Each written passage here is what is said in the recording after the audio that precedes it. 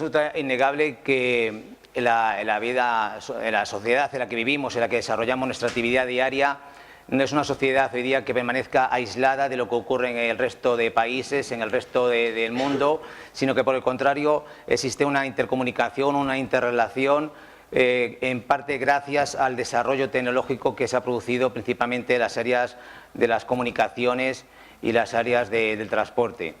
Hay una interrelación, intercomunicación en todo tipo de ámbitos, en el plano cultural, político, económico. Prácticamente no existe, digamos así, ningún aspecto que queda sin tocar. Eso así de forma global y nunca mejor dicho es el concepto de globalización que tenéis ahí reflejado en la pantalla y es tal y como viene definido en la Real Academia de la Lengua Española. Me interesa destacar de esta definición dos aspectos que creo que son importantes y que nos afecta a nuestro trabajo diario. Por una parte sería el aspecto económico y por otro el aspecto cultural. Y ahora explicaré por qué. En el tema del aspecto económico es innegable que diariamente centenares o miles de personas se ven obligadas a abandonar sus países, sus domicilios, con el ánimo de buscar una oportunidad laboral y tienen que emigrar fuera de sus países, cruzando muchas veces lo que sería otros continentes en ánimo de mejorar su calidad de vida, lo que conocemos como sería el fenómeno migratorio. Y por otra parte, el aspecto cultural. Hoy día, gracias a nuestra capacidad adquisitiva y también, por otra parte, al desarrollo de las comunicaciones y de los transportes, pues ya no nos conformamos con coger y ir a Madrid, a Sevilla, a Valencia, a conocer los encantos culturales que pueda tener esa provincia, sino que ya decidimos irnos a otro país o otro continente a hacer ese turismo, ¿no?, que hoy día cada vez proliferará más. Ambos conceptos, fenómeno migratorio y turismo, en el caso de España tiene una importancia notable porque por el lado de la migración, como bien sabemos, España es puerta de entrada de personas que procedentes de Hispanoamérica y personas que vienen del norte de África tratan de o bien asentarse en nuestro país o bien continuar rumbo al resto de países europeos en ese ánimo de busca de una oportunidad laboral. ¿Y qué digamos del tema del turismo? España hoy día es, si no la primera, la segunda potencia mundial. Más de 50 millones de ciudadanos visitan anualmente nuestro país. ¿Qué consecuencia tiene todo esto que estoy hablando, tanto el fenómeno migratorio como el turismo? Pues en definitiva que por nuestro país pasan de forma transitoria muchas personas de distintas nacionalidades. Muchas de ellas se quedan de forma transitoria o permanente viviendo en nuestro país y consecuencia de todo ello es que algunas de estas personas en el futuro pueden verse involucradas en algún hecho delictivo, bien como autores o bien como potenciales víctimas. Ante esa situación, las fuerzas y cuerpos de seguridad tienen que estar preparadas para atender esas nuevas formas de delincuencia o atender a esas personas que sean víctimas, conociendo sus idiomas, etcétera, etcétera, prestando la ayuda necesaria. Y en el caso particular de los laboratorios forenses, pues tienen que estar evidentemente también preparados para afrontar a esa casuística que, si bien es cierto que no todas las ramas forenses le afecta por igual, sí que los laboratorios de grafística, los laboratorios de documentoscopia tienen una importancia significativa. ¿Y por qué digo esto? Pues porque nuestra actividad diaria consiste en el examen forense de documentos y el análisis de textos manuscritos o firmas en el idioma que proceda. Por lo tanto, hay que prepararse para atender esa demanda que está ya ahí. Ahora bien, cuando cogemos y un perito calígrafo nacional se enfrenta ante una situación de tener que analizar, por ejemplo, una firma, si estamos hablando, pues esta que veis ahora en imagen, una firma que está hecha en caracteres latinos, me importa poco que sea el nombre de un ciudadano británico, de un ciudadano norteamericano, de un ciudadano holandés, porque en cualquier caso estos idiomas, inglés, francés, todos ellos emplean el alfabeto latino. Por lo tanto, el perito calígrafo no tiene problema ninguno para afrontar el estudio de esa firma. Ahora bien, si subimos un peldaño más y nos vamos ya a una firma, como la que tenéis ahora en la imagen, una firma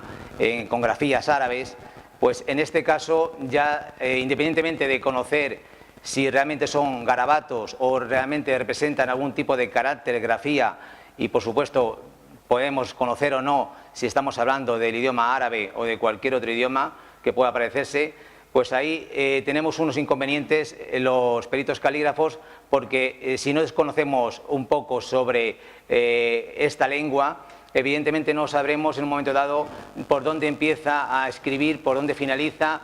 el tipo de letras, si hace algún tipo de personalismo gráfico en alguna letra en particular, y por lo tanto estaremos en definitiva perdidos. No sabremos en definitiva cómo afrontar este tipo de firmas. Estoy hablando de forma general. Puede haber que se trate de una firma donde sea solamente una rúbrica hecha por un ciudadano de Siria, de Marruecos, etcétera, etcétera, que no hay problema ninguno y se puede estudiar como una firma hecha por nosotros, ¿de acuerdo? Y que digamos ya, si nos vamos a un tercer y último escalón con unas firmas hechas en caracteres chinos a priori. Si cualquiera que se meta en Google y haga una búsqueda, verá que el chino es el idioma más difícil de aprendizaje a nivel mundial, seguido por el coreano, japonés, que al fin y al cabo son derivaciones del chino, y luego ya seguiría con el árabe, etcétera, etcétera. Bien, pues en este caso ocurría exactamente igual. Ahí no sabríamos si está interpretando, realizando algún carácter en chino o simplemente está haciendo unos trazos que no tienen ningún tipo de sentido. Por lo tanto, desde mi punto de vista, considero que el perito de entrada no se encuentra preparado para afrontar ese tipo de periciales. ¿Y cómo voy a intentar explicar esto? Pues muy sencillo. Hay un famoso doctor y grafólogo francés de la primera mitad del siglo XX, que se llamaba Edmond Solange, que dedicó buena parte de su vida a investigar qué parte del organismo humano intervenía en el proceso escritural. Fruto de ese estudio que realizó durante muchos años, elaboró una serie de leyes que siguen siendo vigentes a fecha de hoy, una de las cuales es la ley del impulso cerebral, que lo que nos dice a grosso modo es que el gesto gráfico viene influenciado por el cerebro. Es el cerebro el que dirige nuestra mano, el que en un momento dado ordena a nuestra mano ejecutora a que estampe sobre un soporte una determinada escritura, una determinada firma. ¿De acuerdo? Bien, pues dicho esto, ¿qué influencia tiene cuando nosotros empezamos en nuestra etapa escolar a aprender a escribir y vamos poco a poco? Antiguamente con los cuadernos Rubio, hoy día pues verán otros métodos, vamos empezando a aprender a cómo hacer la A, la B, la C, etcétera, etcétera, y repitiendo ese proceso al final queda memorizado, queda grabado en nuestra memoria, en una parte del hemisferio cerebral, y de esa forma en el futuro, de forma inconsciente y reflexiva, ya podemos estampar nuestra firma o cualquier escritura que queramos realizar, ¿no? Tenemos ahí almacenado ya cómo trazar cada una de las letras de nuestro alfabeto, del alfabeto latino. Ahora bien, si yo cojo como perito, se me presenta un caso como este, en el cual hay ahí una escritura que está hecha en alemán, pues a mí, independientemente del idioma en el que esté hecho, siempre y cuando sea en alfabeto latino, podré afrontarlo perfectamente. ¿Y por qué digo eso? Porque reconozco fácilmente los caracteres. Reconozco fácilmente si esto es una B, una U, una N, etcétera, etcétera. Fruto de ese almacenamiento que tengo en mi memoria de esas letras que he aprendido en el pasado. Por lo tanto, no me importa el idioma en el que esté hecho, porque al perito calígrafo no le importa en absoluto el contenido de un texto, sino que lo que realmente le interesa es ver dimensiones, proporciones, forma o idea de trazado de cada una de esas letras. Es lo que realmente nosotros estudiamos. No nos importa para nada el contenido. Evidentemente, si sabemos de qué va la historia, pues mucho mejor, ¿no? Entonces, en nuestro cerebro se nos presenta, en este caso, este texto gráfico como si fuera una especie como de película. Nos estamos haciendo una idea de cómo se ha ido ejecutando la B, la N, la etcétera, cualquiera de las letras, porque ya la tenemos aprendida en el pasado, de cuando éramos niños, ¿de acuerdo? Ahora bien, ¿cómo funciona nuestro cerebro ante otro tipo de escrituras diferentes? Como podría ser este texto que aparece en chino. Pues ahí el cerebro, digamos así, se queda bloqueado. Se queda bloqueado porque no reconoce, no sabe qué interpretar, no sabe a qué corresponde esa grafía, no sabe por dónde ha empezado, por dónde ha finalizado, si eso corresponde a una determinada letra o no. Este texto perfectamente, el amigo Gonzalo, que está por ahí entre el público, pues sabía leerlo y sabría incluso ver el orden secuencial de las letras y poder analizarlas perfectamente. En este caso, por eso digo que el cerebro se mantiene como estático, no sabe cómo reproducir esas grafías. Por eso digo que el perito calígrafo nacional, a priori, de entrada, no tiene la capacidad de poder afrontar un estudio pericial caligráfico en alfabetos distintos del latino, como pueda ser el árabe o el chino. Bien, desde mi punto de vista, y concluyendo o resumiendo lo dicho, ¿qué conocimientos tiene que tener el perito? Pues tiene que tener conocimientos básicos de la lengua sobre la cual vaya a versar el estudio pericial que vaya a realizar. Si yo tengo que realizar un análisis de un texto manuscrito en árabe, tengo que tener conocimientos de gramática árabe, por fuerza, para conocer qué menos que el alfabeto, qué menos que saber por dónde se empieza, por dónde escriben, si por la derecha o por la izquierda, y por supuesto conocer más detalles de ese tipo de escritura.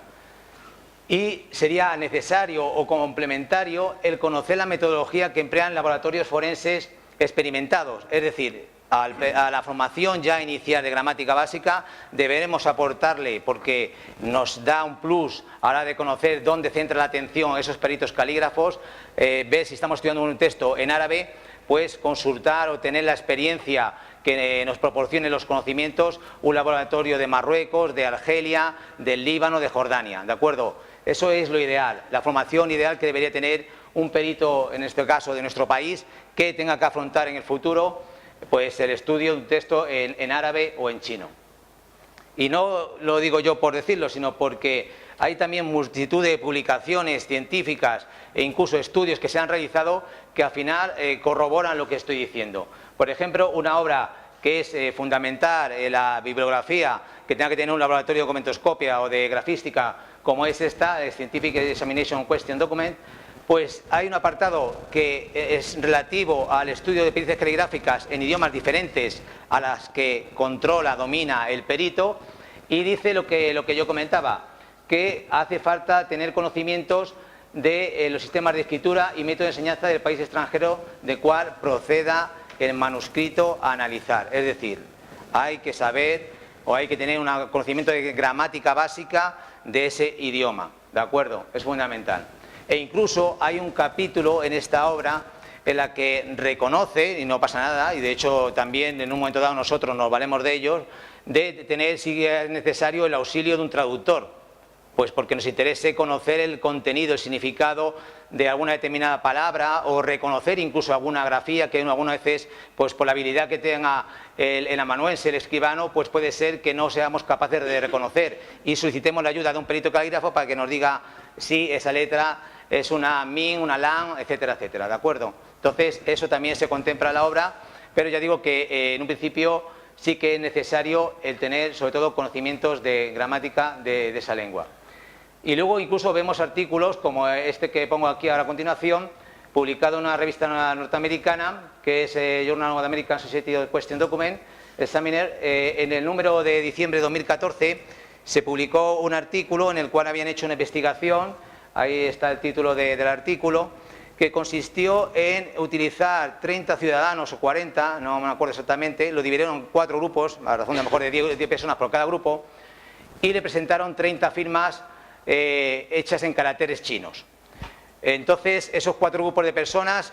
había un primer grupo que tenía conocimientos de pericia caligráfica, pero no tenía ni idea de chino, un segundo grupo que sabía pericia caligráfica y tenía conocimientos de la lengua china, un tercer grupo que sabía pericia caligráfica pero no sabía chino, y un cuarto grupo que no sabía ni chino ni pericia caligráfica. Pues bien, el resultado de ese estudio, de esas personas a que se le ofreció esas muestras dubitadas e indubitadas de las firmas en caracteres chinos, era lo que cabía de esperar, ¿no? Que al final, pues aquellas personas que tenían conocimiento de pericia caligráfica y tenían además como extra el conocer un poco de la lengua china, pues son los que sacaron mejores resultados a la hora de identificar las firmas que eran auténticas de las falsas, ¿de acuerdo? Bien, ahora voy a exponer un poquito para conocimiento, como culturilla y demás, y que tiene importancia, como os decía, en nuestro estudio, diferencias básicas o contrastes que podemos ver a la hora de estudiar pues un texto en caracteres latinos de, por ejemplo, el árabe. Igual que nosotros tenemos nuestro propio alfabeto, lo existe también en el árabe, son 28 palabras, 28 letras las que conforman el alfabeto árabe, Y en el caso del chino es mucho más difícil, por eso ese reconocimiento como lengua más difícil de aprendizaje, porque no tienen un alfabeto, tienen en cambio unos signos simplificados que se llaman radicales, son unos 219 aproximadamente, y la unión de esos pequeños trazos simplificados al final conforman esos dibujos que muchas veces podéis ver en cualquier texto. Por lo tanto, es una nota distintiva y, por supuesto, pues mucho más difícil de reconocer por esa cantidad de radicales que existen, ¿no?, a la hora del aprendizaje. Luego también es importante conocer la distinta configuración que tienen los grafismos, las letras, dependiendo de su ubicación. Eso ocurre tanto en el chino como en el árabe. En castellano, por ejemplo, lo único que diferenciamos es si las letras son en mayúscula o minúscula, pero es independiente de la posición que ocupe dentro de una palabra para escribirla exactamente igual. Pues bien, en el caso del chino es diferente. Por ejemplo, esta palabra, que es agua, es shui, pues escrita de forma aislada, se escribiría como veis aquí. Y aquí, en esta palabra que es hanyu, que es chino, el significado, pues esto que veis aquí, estas dos gotitas y este trazo vertical, es la misma letra que veis aquí. No tiene nada que ver la morfología, el dibujo realizado. Y aquí exactamente igual, pero con el tema del árabe. Yamal, que es guapa, belleza, pues aquí tenemos, por ejemplo, esta letra que es la lam, y aquí la vemos en posición final, y aquí esta que veis en esta posición vertical es la misma letra. Y no digamos nada, la min, que es el equivalente a la M en castellano, está aquí en esta posición, y aquí la veis con esta otra configuración, dependiendo si está en medio de lo que es una palabra o lo que es al final. Salam pues es paz, ¿de acuerdo?, el significado.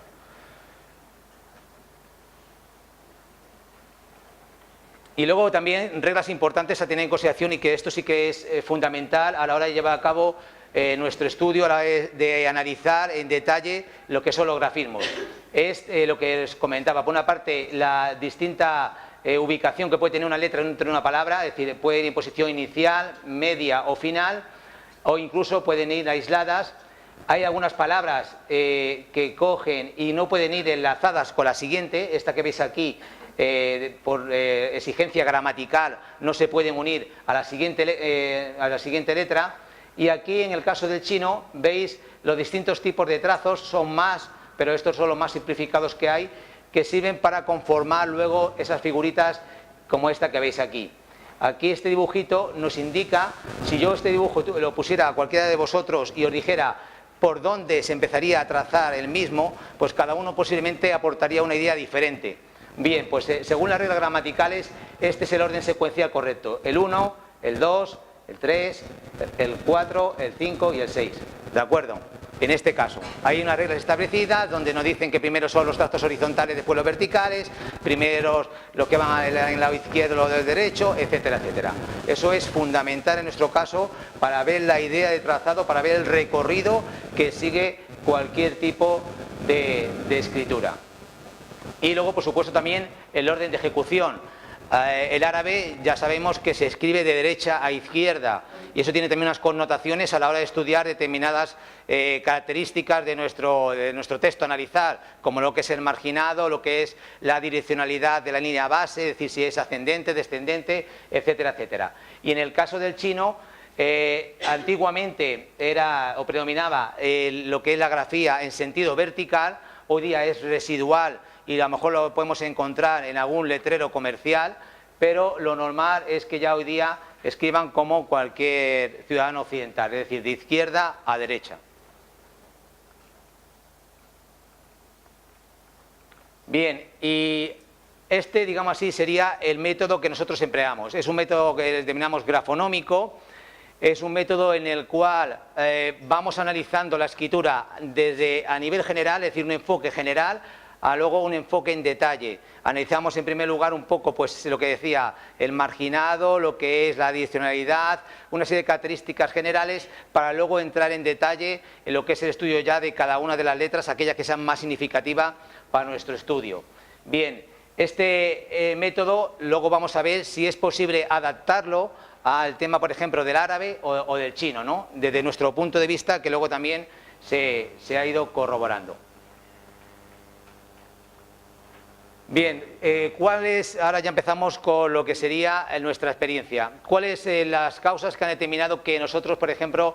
nos enfrentemos ante textos manuscritos en árabe? Pues como tenéis ahí en las imágenes, el desgraciado atentado del 11M de 2004 fue lo que motivó que el Gobierno de España, aparte de invertir en el aspecto operativo, pues dijera que el aspecto forense era necesario formar a determinado número de peritos, tanto de la Policía Nacional como de la Guardia Civil, en este tipo de escrituras, no solamente ya enfocado para el tema del terrorismo yihadista o islamista, sino también ya incluso para delincuencia común o para cualquier persona que en un momento dado pues, se cuestione, por ejemplo, su firma en un contrato. ¿De acuerdo? De esa formación inicial, que fueron de 5 meses, pues con el paso del tiempo las personas, como es lógico, se jubilan, cambian de destino y evidentemente antes de perder esa capacitación, por lo menos lo que es en el ámbito de Guardia Civil, pues decidimos formar a más personas para no perder esa capacidad. Y fruto de la cual, después de haber hecho distintos cursos de gramática, pues ahora mismo tenemos 6 o 7 personas que tienen esa misma capacitación. Y como os citaba yo anteriormente, es necesario, de mi punto de vista, complementar esa formación en gramática básica con la aportación de un laboratorio forense. Por eso también, en nuestro caso, hemos recibido formación de la Gendarmería Real Marroquí, el laboratorio forense, que nos ha corroborado un poco esa metodología que nosotros estamos utilizando hasta la fecha y evidentemente nos ha aportado información adicional para poder aplicar en nuestro método de trabajo. Y en el caso de Chino, ¿qué es lo que motivó el tema este? Pues muy sencillo, pensábamos que había una demanda que había que tratar de cubrir, como era el tema de Chino, no nos había llegado muchos casos, pero hay que tener presente que, aunque se trate de una comunidad bastante cerrada en cuanto al tema de relaciones sociales, no le queda más remedio que al final abrirse, porque evidentemente este tipo de personas de esta nacionalidad se dedican mucho al tema de hostelería, mucho al tema de tener establecimientos comerciales y en definitiva se tienen que relacionar, quieran o no, con ciudadanos de nuestro país. Al margen de eso, tenemos que tener en cuenta que esas estadísticas están desfasadas, pero actualmente en España, pues de forma legal, pues hay aproximadamente más de 200.000 ciudadanos de esa nacionalidad, que representan, creo que, la quinta colonia más importante. Por lo tanto, creímos que era necesario el meternos dentro de la dificultad de lo que es el aprendizaje de esa lengua, en esa aventura, para intentar poder afrontar esa demanda y que no quedara desatendida. ¿De acuerdo? Y es lo que, de hecho, luego nos han dado la razón nuestros clientes que generalmente suelen ser las autoridades judiciales. Este es un documento interno que utilizamos cuando emitimos nuestros informes, es una encuesta de satisfacción que mandamos a las autoridades judiciales, que suelen ser las destinatarias de nuestros informes, y a la cual le pedimos que nos valoren un poquito, ahí de forma muy simplificada, si le parece bien mal el contenido de nuestros informes, qué es lo que habría que mejorar, o incluso el tiempo de respuesta, el tiempo de demora, que muchas veces es nuestro hándicap en el departamento nuestro. Bien, pues en este caso una magistrada de Valencia pues cogió y en el reverso de esta encuesta quiso poner pues una cosa y sobre lo cual versa la ponencia de hoy, que es un poco, aparte de felicitarnos por el hecho de tener gente formada para afrontar este tipo de pericias, pues cita aquí que como consecuencia tal el mundo que, el tema de la globalización, en una época de globalización como la que nos ha tocado vivir, con nacionalidades de todo el mundo, que pueden estar relacionados con causas penales, siendo imprescindible contar con expertos de todas las materias, de todos los idiomas, etcétera, etcétera. Es decir, corrobora un poco lo que pensábamos, ¿no? Es decir, que no podemos dejar ahí ese tipo de causas o ese tipo de pruebas periciales que nos puedan venir demandadas de las autoridades judiciales. En este caso, lo que nos pedía su señoría era el estudio de una firma japonesa.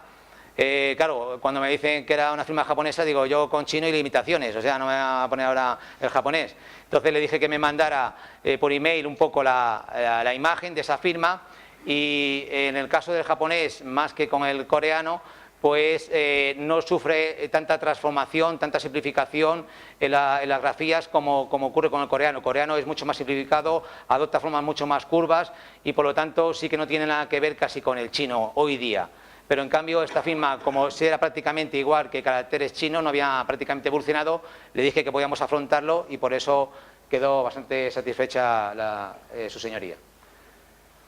Bien, y ahora vamos a ver un poquito lo que sería ya la aplicación de nuestra metodología a lo que sería ya el estudio de, pues en este caso mejor de una firma. Es muy importante para nosotros, como antes citaba, no solamente estudiar las proporciones, reconocer las letras, sino por supuesto porque ahí se ve muchas veces en el tema de falsificaciones la idea de trazado, sobre todo los falsificadores tratan de emular, tratan de simular en mejor o peor medida esas firmas. Entonces a nosotros esta firma, por ejemplo, o esta parte de esta firma de este ciudadano chino, pues somos capaces luego de ir en base a esas reglas gramaticales que antes les mencionaba, el poder ir desglosando cuáles son los diferentes trazos y cuál es el orden de ejecución. Esto es fundamental porque luego a la hora de contraponerlo con la firma indubitada veremos si hay o no homogeneidad en la idea de trazado, porque como citaba también a lo largo de la exposición, nosotros tenemos ya memorizado nuestra escritura y más aún nuestra firma. La hacemos ya de forma automática, incluso con mucho más agilidad, con mucha más soltura de lo que sería la escritura en sí. Por lo tanto, aquí es fundamental el tema de ver la idea de desarrollo. Ya metiéndonos con lo que sería el protocolo en sí del análisis, pues vemos que en el enfoque inicial, los factores relacionados con la ejecución de la muestra, ahí tenemos una serie de elementos, de factores que solemos analizar, como podían ser la velocidad, la presión o la tensión. En un ejemplo, aquí en la parte superior vemos dos escrituras o dos letras en caracteres chinos, es la palabra hao, que significa bien, y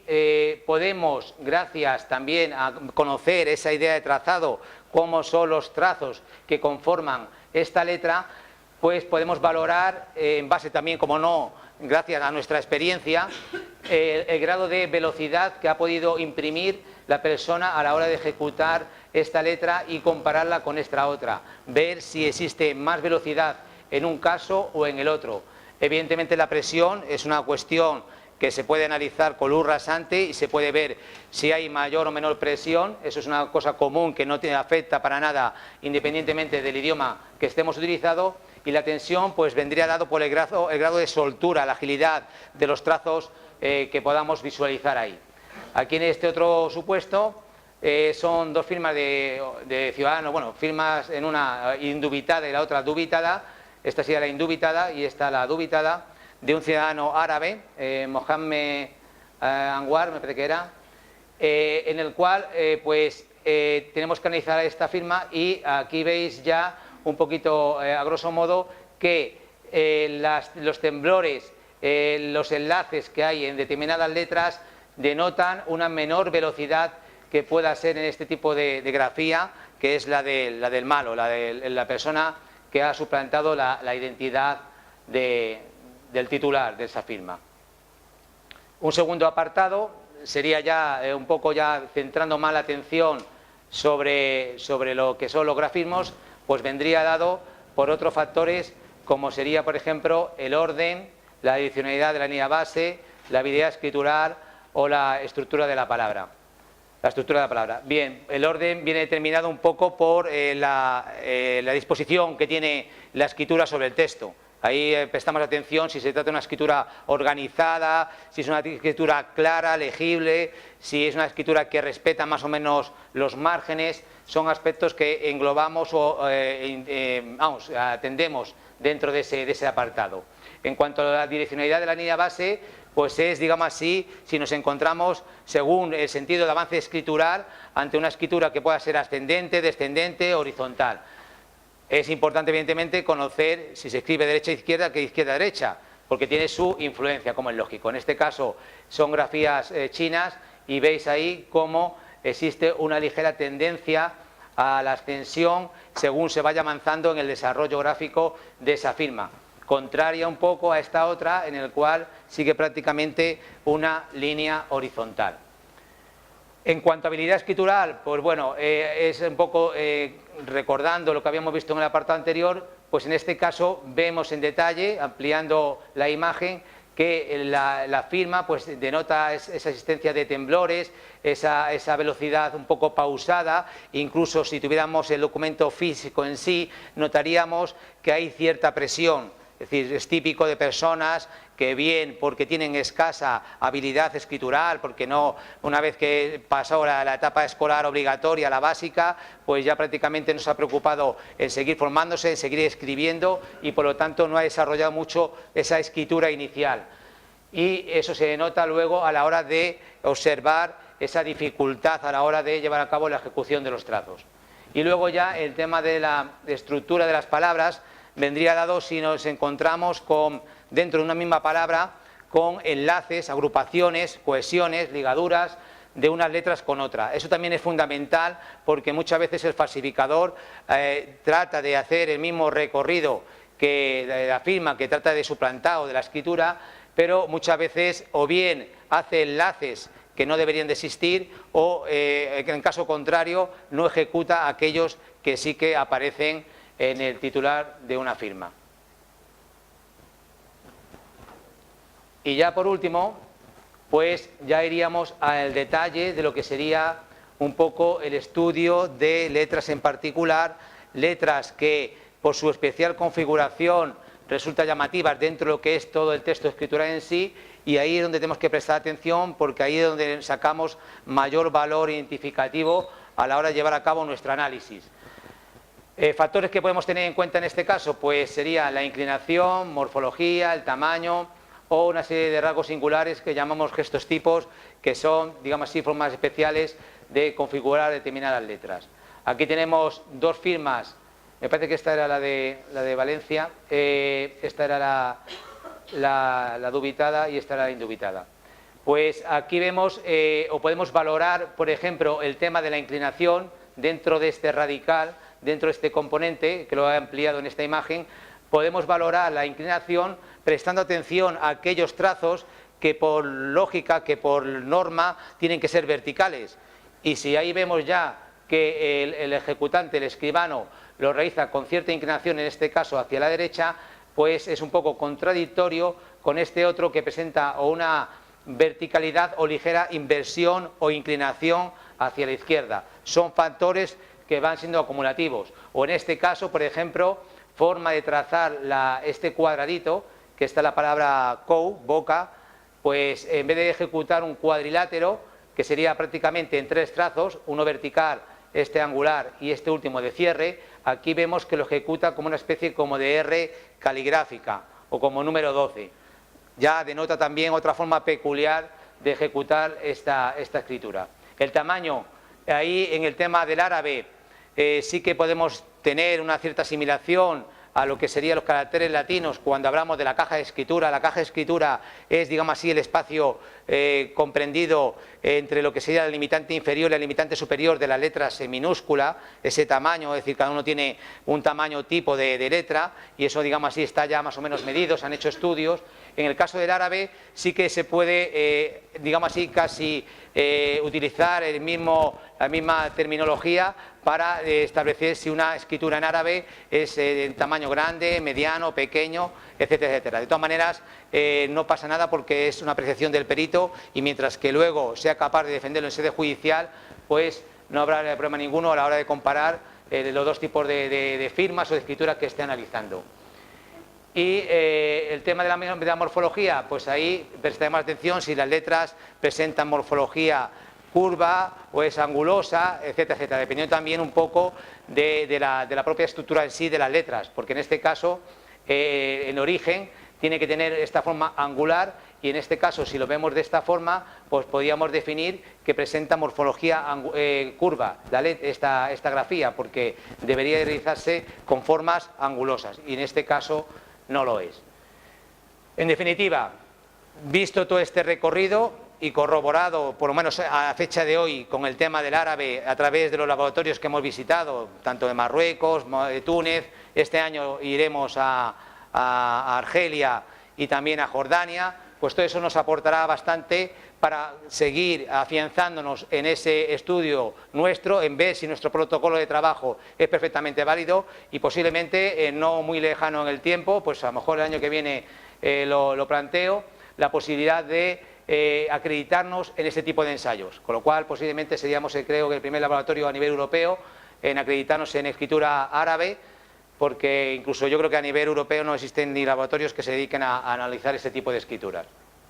Y en el caso del chino, estamos pendientes de recibir una confirmación para recibir esa formación complementaria, porque estamos estudiando gramática básica china, pero nos hace falta, o considero importante, el que un laboratorio forense chino nos pueda aportar un poco cuál es el método de trabajo que ellos utilizan, qué elementos, qué factores utilizan habitualmente en su trabajo diario y, por supuesto, dónde prestar más atención a determinados factores, en determinadas cuestiones que nos pueden aportar un plus a ese trabajo diario que estamos haciendo a fecha de hoy. En el árabe no existe mucha casuística a las que nos están entrando a fecha de hoy, y sí que puedo decir que en el caso del chino pues resulta curioso, pero en el año 2017 pues llevamos casi los mismos casos o casi más que sea en escritura árabe. También es cierto que creo que se está difundiendo, está corriéndose la voz y ya los juzgados más o menos saben que tenemos esa capacidad, que por lo menos afrontamos ese tipo de estudios y ya nos están llegando por distintas vías esas demandas, ¿no? Aparte también unidades nuestras como la Unidad Central Operativa, que también cuando ya se enteraron que estábamos ya metiéndonos aquí en faena con ese tipo de escrituras, pues también operaciones que ya habían llevado en el pasado, habían realizado de organizaciones delictivas integradas por ciudadanos de nacionalidad china, pues esa documentación nos la han remitido recientemente y estamos ya metidos ahí analizando distintos tipos de firmas y escritura de ciudadanos de esta nacionalidad. Y con esto pues doy por finalizada mi ponencia. No sé si tenéis que hacer alguna pregunta.